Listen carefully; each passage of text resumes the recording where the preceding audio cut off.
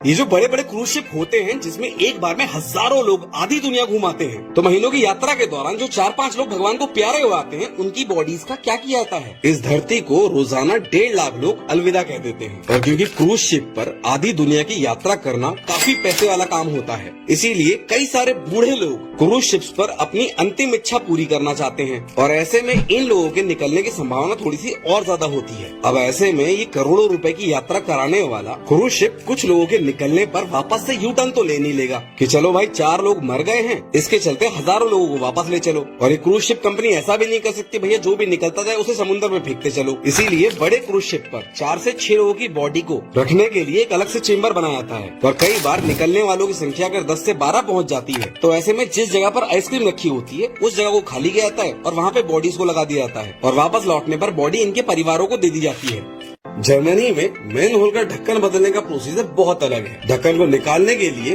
2 लोग मैनुअली उस ढक्कन को निकालते हैं। इसके बाद गड्ढे के चारों तरफ एक फेंसिंग लगा दी जाती है। ये फेंसिंग बेसिकली इसलिए लगाई जाती है क्योंकि जब मैन होल के नीचे का स्टील रिंग निकालेंगे तो उससे पहले कुछ कंस्ट्रक्शन करना पड़ेगा, जिसकी वजह से कुछ कंकड़ पत्थर निकलेंगे। अब वो कंकड़ पत्थर निकलकर सड़क पर ना फैल जाए, इसी के लिए ये फेंसिंग की जाती है। अब क्योंकि जर्मनी के अंदर नियम ये है कि जिस भी सामान का रिपेयर करना है तो उस पूरे रिपेयर काम में जो महिलाएं होंगी वो 25 किलो से ज्यादा का वजन नहीं उठाएंगी और जो आदमी होंगे वो 40 किलो से ज्यादा का वजन नहीं उठाएंगे। और इसीलिए इस काम के लिए एक स्पेसिफिक जेसीबी की जरूरत पड़ती है और स्टील रिंग को जेसीबी निकाल के ले जाती है। ये रिपेयर वर्क करने के बाद रबर रिंग्स लगाए जाते हैं ताकि जब भी कोई गाड़ी मैन होल के ढक्कन के ऊपर से निकले तो उसे झटका ना लगे। इसके बाद मैनुअली रेता और सीमेंट डाल दिया जाता है। हमारे यहाँ मैन होल और सड़क में गड्ढों की वजह से हर दिन 2 लोगों की जान चली जाती है। आपके मोहल्ले की सड़क का गड्ढा कैसे रिपेयर होता है? आईफोन वाले अपने आईफोन के 3 पैटर्न लॉन्च करते हैं। पहला आईफोन, दूसरा आईफोन प्रो और तीसरा आईफोन प्रो मैक्स। चाहे आईफोन 12 हो, आईफोन 13 हो, आईफोन 14 हो, आईफोन 15 हो और आईफोन 20 भी आएगा ना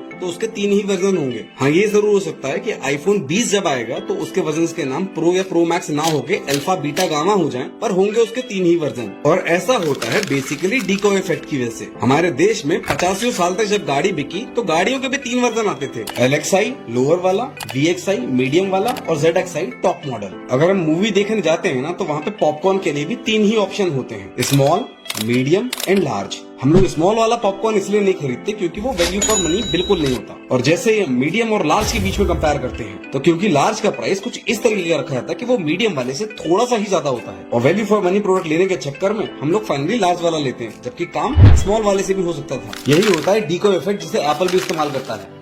हमारे देश में 10 से 20 इलेक्ट्रिक व्हीकल्स में आग लगी थी, जिसे सारी दुनिया में इस तरीके से दिखाया गया कि भैया इलेक्ट्रिक व्हीकल ना हो गए, फुलझड़ी बम हो गए हों। जबकि हमारे पड़ोसी देश चाइना में 1 साल के अंदर 3000 से ज्यादा इलेक्ट्रिक व्हीकल्स में आग लग चुकी है। और कुछ एक्सीडेंट्स में तो भैया लोग भी भुन गए थे। और मजाल है कि पूरी दुनिया को इन्होंने पता भी चलने दिया। पूरी दुनिया के अंदर जितने इलेक्ट्रिक व्हीकल जले हैं आज तक, उससे कई गुना ज्यादा गाड़ियाँ चाइना के अंदर 1 साल में जल जाती है। तो चाइना वाले तो भैया मैन्युफैक्चरिंग के हब हुआ करते थे, इनकी इतनी गाड़ियां कैसे जल रही हैं? आज की तारीख में चाइना के अंदर 100 से ज्यादा इलेक्ट्रिक व्हीकल्स हैं, जिनमें से 65 इनके खुद के गवर्नमेंट के हैं। अब क्योंकि इनकी सरकार ने एकदम पक्का कर रखा है कि भैया पूरी दुनिया का इलेक्ट्रिक व्हीकल हब हमें ही बनना है, जिसकी वजह से वहाँ के लोग बहुत ज्यादा प्रेशर में हैं। अब 100 कार कंपनीज के लिए कई 100 कंपनीज बैटरी बना रही हैं और इससे कई गुना ज्यादा कंपनीज चार्जिंग स्टेशंस बना रही हैं। इसीलिए चाइना में असेंबली लाइन पर गाड़ियां फूक रही हैं, बैटरी कंपनीज में गाड़ियां जल रही हैं और चार्जिंग स्टेशन पे तो फूकती ही रहती हैं।